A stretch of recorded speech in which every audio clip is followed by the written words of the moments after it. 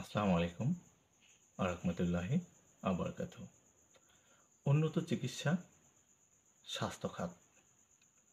আমরা স্বাস্থ্য খাত যদি উন্নত করতে পারি বা আমরা চিকিৎসা ব্যবস্থা যদি উন্নত করতে পারি, তাহলে আমাদের বিদেশ চিকিৎসা নিতে হবে না।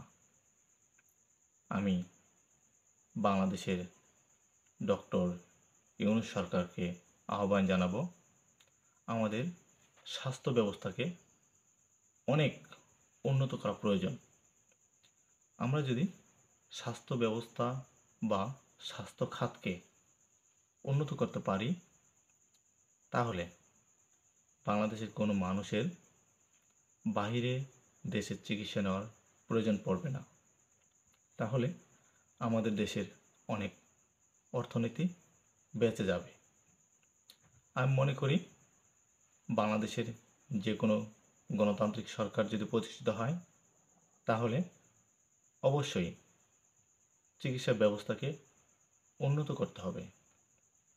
প্রধানমন্ত্রী থেকে শুরু করে, রাষ্ট্রপতি থেকে শুরু করে, একদম গ্রামের শেষ পর্যন্ত, টেকনাফ থেকে তেঁতুলিয়া, রূপসা থেকে পাথরিয়া, বাংলাদেশের কোনো মানুষ উন্নত চিকিৎসার জন্য বিদেশ যেতে পারবে না। তাই উন্নত চিকিৎসা যেন বাংলাদেশের মাটিতে হয়, সেই সকল পদক্ষেপগুলো নিতে হবে। সে সকল পদক্ষেপগুলো নিলেই বাংলাদেশে উন্নত চিকিৎসা করা সম্ভব।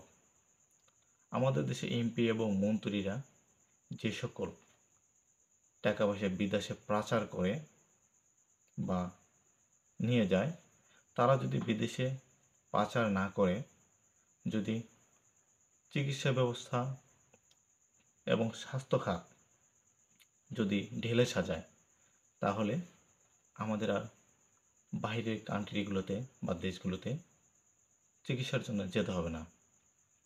তাই আমি মনে করি বাংলাদেশে সর্বোচ্চ চিকিৎসা ব্যবস্থাকে নির্মাণ করা প্রয়োজন এবং দরকার, যাতে করে বহির্বিশ্বে বা উন্নত রাষ্ট্রে যে সকল চিকিৎসা ব্যবস্থা রয়েছে, আমাদের সেই লেভেলের, সেই মানের চিকিৎসা ব্যবস্থা বা চিকিৎসা খাতকে উন্নত করতে হবে।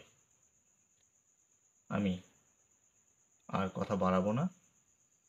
তাই বাংলাদেশের যে বুদ্ধিজীবী, বাংলাদেশের যে রাষ্ট্রপ্রধান বা যারা ক্ষমতায় আসে, তাদেরকে আহ্বান জানাবো আপনারা চিকিৎসা ব্যবস্থাকে ঢেলে সাজাবেন।